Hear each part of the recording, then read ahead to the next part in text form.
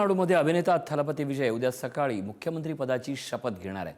काँग्रेसने विजय यांना सशर्त पाठिंबा देण्याची घोषणा केली आहे।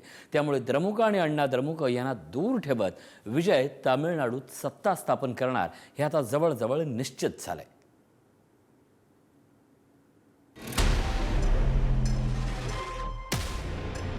दक्षिणेतील सुपरस्टार थलपती विजय आता मुख्यमंत्री म्हणून नवीन भूमिका साकारायला सज्ज झाला। बुधवारी राज्यपाल राजेंद्र आर्लेकर यांची लोकभवनमध्ये भेट घेऊन विजय यांनी सरकार स्थापनेचा दावा केला। या नव्या सरकारमध्ये काँग्रेसचा हात विजयला साथ देणार आहे। गुरुवारी सकाळी 10 वाजता चेन्नईतील नेहरू स्टेडियममध्ये नव्या मुख्यमंत्र्यांचा शपथविधी होईल। त्याची जय्यत तयारी सुरू झाली आहे, पण त्याआधी बहुमताचा आकडा गाठण्यासाठी विजय यांनी काँग्रेसला साथ घातली आहे। मंगळवारी रात्री दिल्लीत काँग्रेस नेत्यांच्या बैठकीत विजय यांना पाठिंब्याचे संकेत देण्यात आले। त्यानंतर तामिळनाडू प्रदेश काँग्रेसनं औपचारिकता पूर्ण केली आणि सरकार बनवण्यासाठी विजय यांना पाठिंबा जाहीर केला आहे। भारतीय संविधानावर विश्वास नसलेल्या जातीयवादी पक्ष आणि त्यांच्या छुप्या पक्षांना दूर ठेवण्याची अट काँग्रेसने घातली आहे। थोडक्यात भाजप आणि अण्णा द्रमुक यांच्याशी विजय यांनी साटलूट करू नयेचा काँग्रेसचा आग्रह आहे।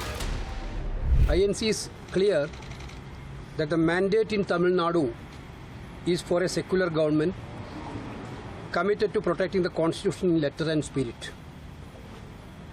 The INC is determined not to have the BJP and the proxies run the government of Tamil Nadu in any manner.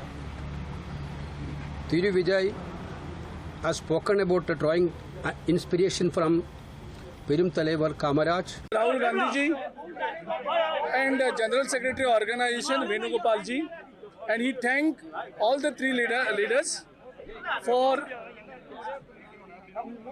their support and the letter that we have submitted in today. We hope more parties also will come and extend the support to the TVK. 234 सदस्यांच्या विधानसभेत विजय यांच्या TVK पक्षाला बहुमतासाठी 118 संख्याबळ आवश्यक आहे, पण TVKचे 108 आमदार निवडून आलेत। त्यामुळे आणखीन 10 आमदारांचं पाठबळ त्यांना लागणार आहे। काँग्रेसनं पाठिंबा दिल्यानं आता आणखीन 5 आमदारांची आवश्यकता आहे।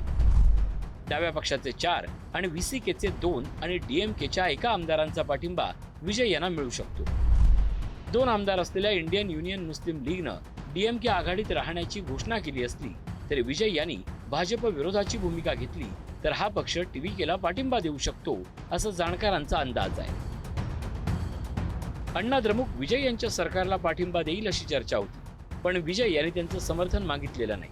शिवाय अण्णा द्रमुकमध्येही पाठिंबा देण्यावरून मतभेद असल्याची चर्चा आहे। त्यामुळे DMK आणि अण्णा DMK या दोन्ही प्रमुख पक्षांना दूर ठेवून थलपती विजय TVKचं सरकार बनवणार हे आता निश्चित झालंय। धर्मनिरपेक्ष सामाजिक न्यायाची विचारधारा सांगणारे विजय हे पेरियार, कामराज आणि डॉक्टर आंबेडकर यांच्या सिद्धांतावर भर देतात।